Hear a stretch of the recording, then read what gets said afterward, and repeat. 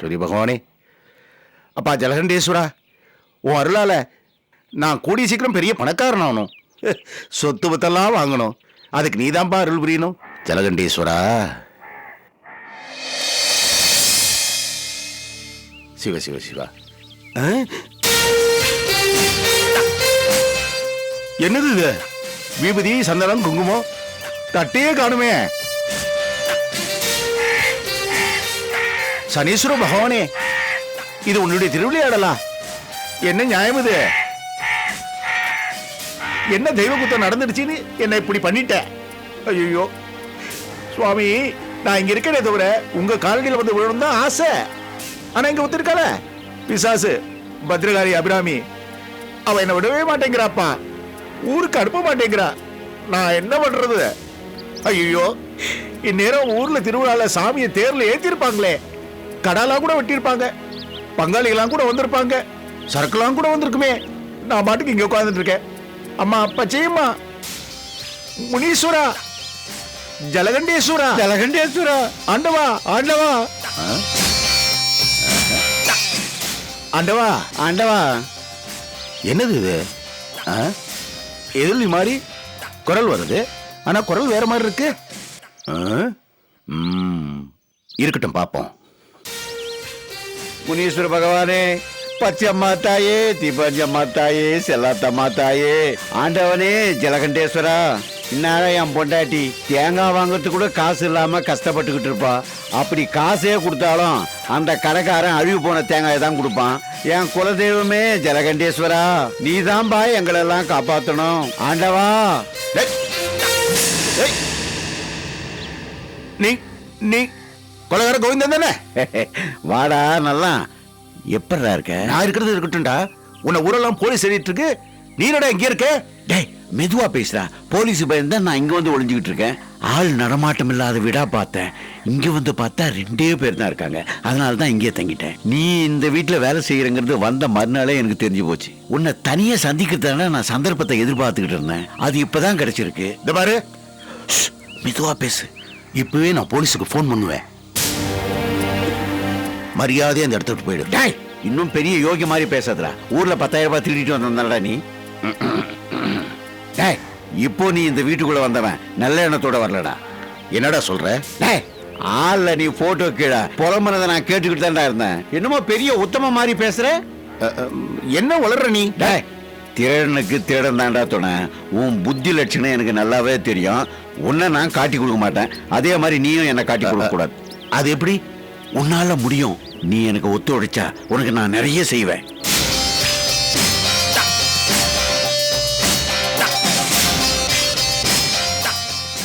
கோவிந்தா, எனக்கு ரொம்ப பயமா இருக்குப்பா. சும்மா நடிக்காதடா.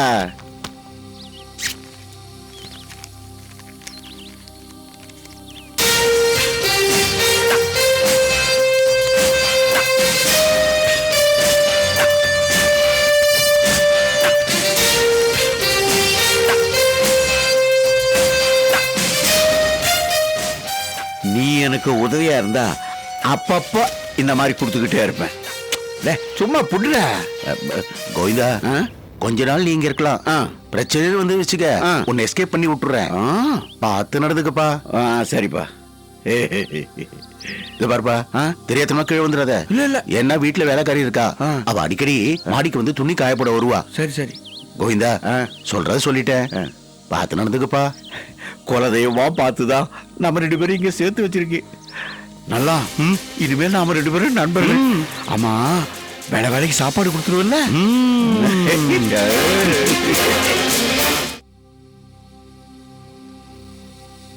ஆமாமா, உன்னை குளிக்க வைக்கிறதுக்குள்ள போதும் போதும் ஆயிடுச்சு.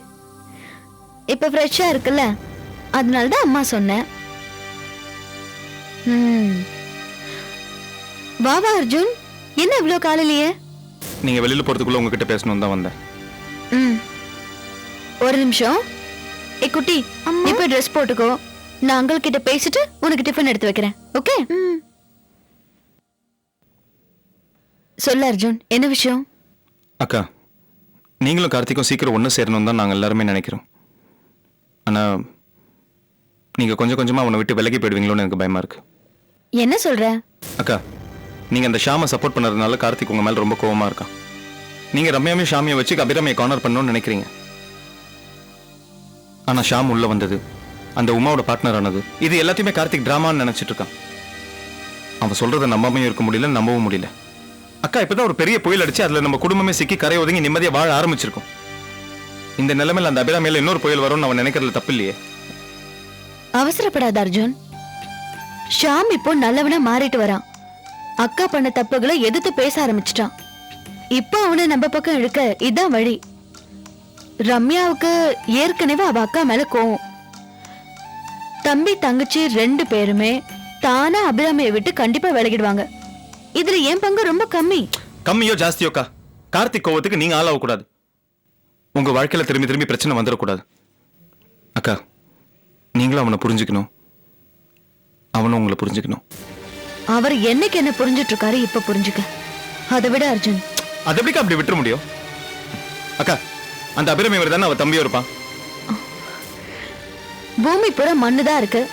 ஆனா ஒரு இடத்துல தங்கம் இருக்கு, ஒரு இடத்துல எண்ணெய் இருக்கு, இன்னொரு இடத்துல தண்ணி இருக்கு.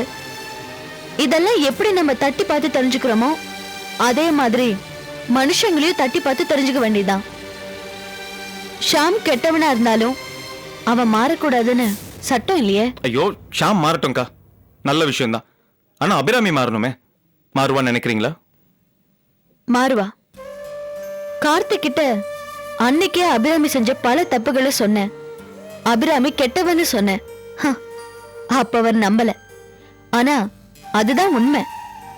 இப்ப ஷாம் நல்லவன்னு சொல்ற, அதையே அவர் மறுக்கிறாரு. ஆனா இதான் உண்மை. ஷாம் தனிப்பட்ட முறையில ஏதாவது தப்பு பண்ணானா? அவன் அக்கா பேச்ச கேக்குறான். அவ பண்றது தப்புன்னு தெரிஞ்சும் அவனுக்கு தட்டி கேக்குற தைரியம் இல்ல. இப்போ அவன் கொஞ்சம் கொஞ்சமா மாறிட்டு வரான்.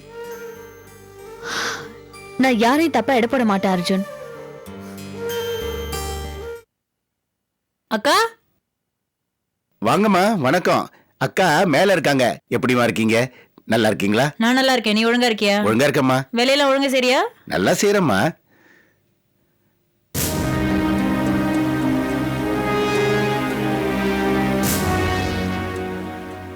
என்னது இது? டைனிங் டேபிளே இப்படி இருக்கு. பாத்திரம் வச்சது வச்ச மாதிரியே. எல்லாம் எடுத்து வச்சிடுறோம்மா. நீங்க தான் எல்லாத்தையும் பார்த்து சுத்தமா வச்சுக்கணும். சரிம்மா. எல்லா வேலையும் நீங்க தான் பொறுப்பா பாத்துக்கணும். பாத்துக்கிறேம்மா.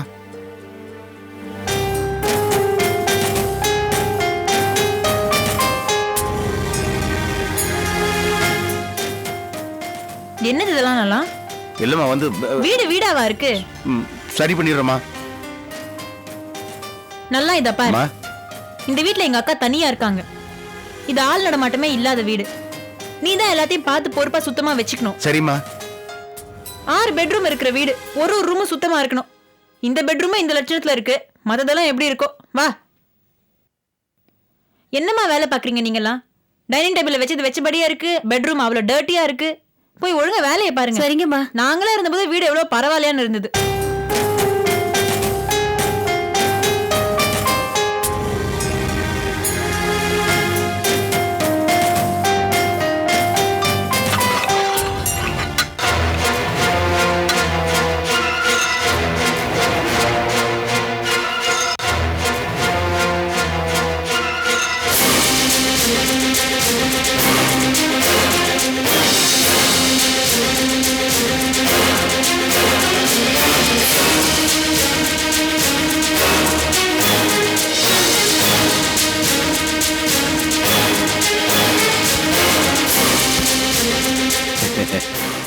எல்லாம் சரியா வச்சிடுறோம்மா.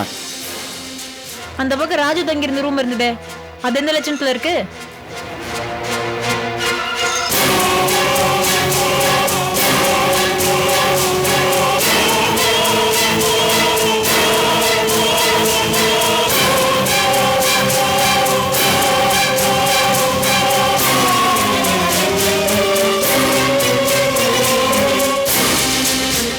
ரம்யா,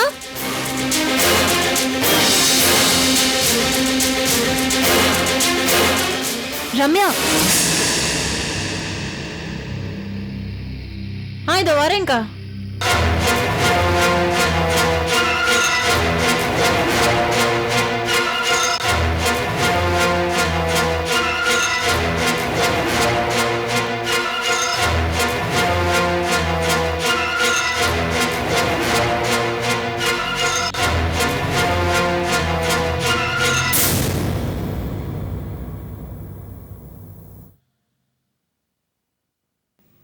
வா ரம்யா.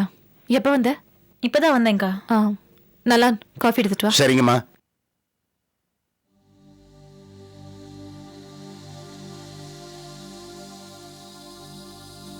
என்ன ரம்யா திடீர்னு இங்க வரத்துக்கெல்லாம் கூட நேரம் இருக்கா? நேரம் வந்ததுனால தானே வந்தேன். அப்படின்னு நேரம் வந்துருச்சு இப்போ. முதல் குழந்தை தான் இப்படி ஆயிடுச்சு. அடுத்த குழந்தையாவது ஒழுங்கா பிறக்கணும்னு வேண்டிக்கிட்டு திருக்கற்காவூர் போறோம்.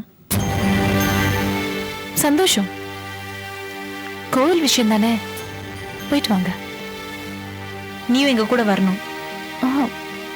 வேணா ரம்யா, நான் உங்க கூட வந்தா சாமி உங்களுக்கு வரம் கொடுக்க மாட்டாரு. நல்லபடியா போய் கும்பிட்டு வாங்க. உன்னை கூட்டிட்டு போகதான்க்கா நான் வந்தேன். சாமி எனக்கு வேண்டியது எல்லாத்தையும் கொடுத்துட்டாரு. அது மட்டும் இல்ல, எனக்கு ஆபீஸ்ல நிறைய வேலை இருக்கு ரம்யா. தெரியும். அந்த டென்ஷன்ல இருந்து உன்னை கொஞ்சம் ரிலீவ் பண்ணலான்னு தான். ரிலீஃப், ரிலாக்ஸேஷன் இது எதுவுமே எனக்கு கிடையாது. என்னை கம்பல் பண்ணாத. அக்கா, நீ சந்தோஷமா இருக்கணுன்றதுக்காக தானே நான் வந்து கூப்பிடுறேன். இப்படி பட்டும் படாம பேசினா எப்படி? பட்டதுனால தான் பேசுறேன். நீங்க எல்லாருமே என்னை விட்டு விலகுற மாதிரி தோணுது. உன்னையும் ஷியாமியும் தான் சொல்றேன். நான் வேணான்னு சொல்லியும் நீ தண்ணி கொடுத்துட்டு போயிட்ட. சாந்தியும் வீட்டுக்கு வந்துட்டு போறா. ஷாம் எனக்கு பிடிக்கல நான் சொல்லியும் அந்த உமாவோட புது பிசினஸ்ல ஈடுபாடா இருக்கான். நீங்க 2 பேரும் என்னை விட்டு தூரமா போறீங்க. இப்ப எனக்கு பிடிக்காத விஷயத்துக்கு என்னையே கூப்பிட வந்திருக்க. சாந்தி சொன்ன கோயிலுக்கு போறேன்னு உனக்கு கோவமா? அக்கா, எனக்கு பிடிக்குதோ இல்லையோ அவருக்கு பிடிச்சிருக்கு. அவர் பேச்சினால் தட்ட முடியாதுக்கா. அவர் எனக்காக எவ்வளவோ தியாகம் செஞ்சிருக்காரு. அவருக்காக நான் இது கூட பண்ணக்கூடாதா? முதல்ல நானும் வரலான்னு தான் நினைச்சேன். ஆனா இது நீயா முடிவு பண்ணி போற கோவில் இல்ல.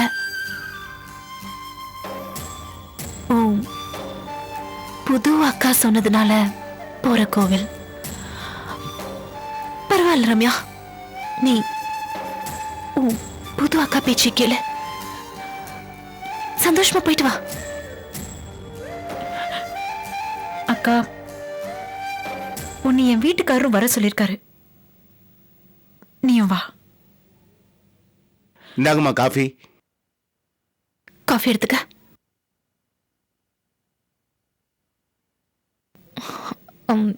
எனக்கு ஆஃபீஸ்க்கு டைம் ஆகுது. நீ காஃபி குடிச்சிட்டு கிளம்ப.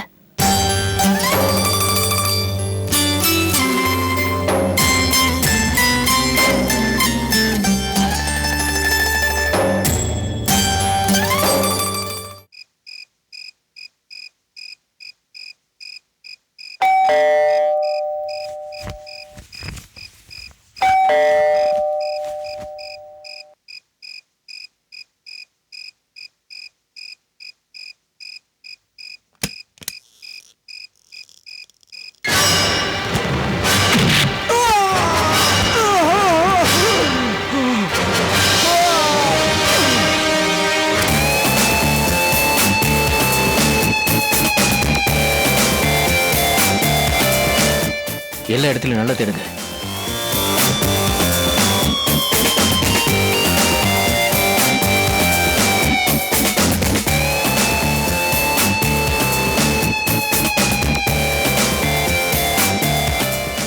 நீ அந்த பக்கம் பாரு, நீ இந்த பக்கம் பாரு. ஒரு இடம் விடாம நல்லா தேடுங்க.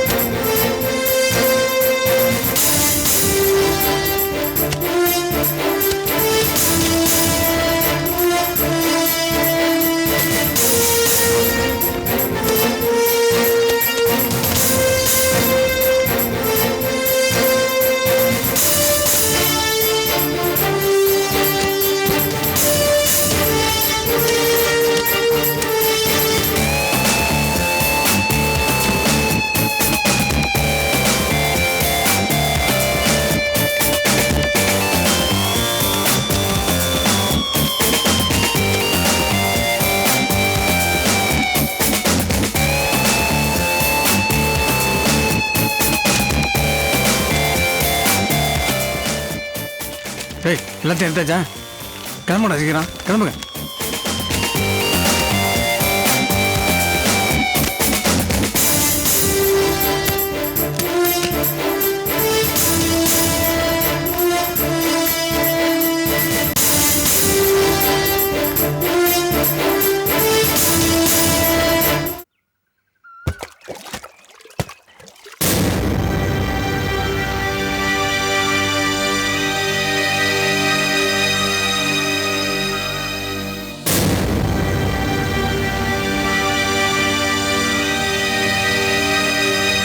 உட்காருங்க.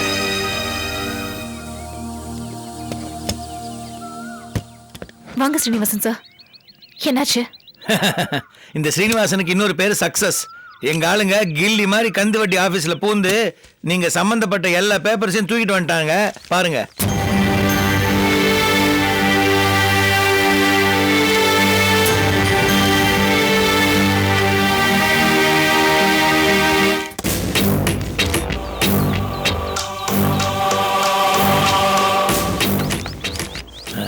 என்ன சம்பந்திமா, முகத்துல ஒரு சந்தோஷத்தை காணோம்? சந்தோஷம் எப்படி வரும்? சங்கடம் தான் வந்திருக்கு. என்ன சொல்றீங்க? ஏன் சம்பந்தப்பட்ட டாக்குமெண்ட்ஸ் நான் கந்துவட்டி ஆபீஸ்ல இருந்து கொண்டு வர சொன்னேன். ஆமா அதானே இது. அது இது இல்ல, வேற யார் டாக்குமெண்ட்ஸும் இருக்கு. பாருங்க, நீங்களே பாருங்க. என்ன உங்க பேரையே காணோம்?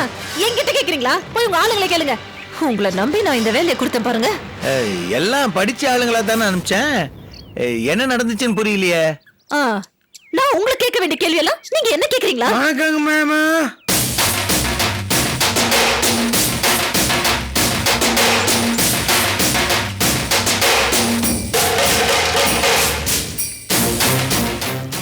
அவர்கிட்ட போய் ஏன் கேக்குறீங்க? என்கிட்ட கேளுங்க, நான் சொல்றேன்.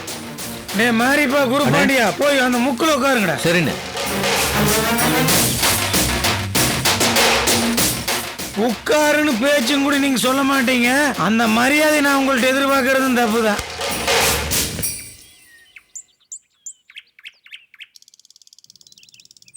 ஏனுங்க மேம, நானே நிழல ரெண்டா பிரிக்கிறவன், எங்கிட்டயே இந்த வேலைய.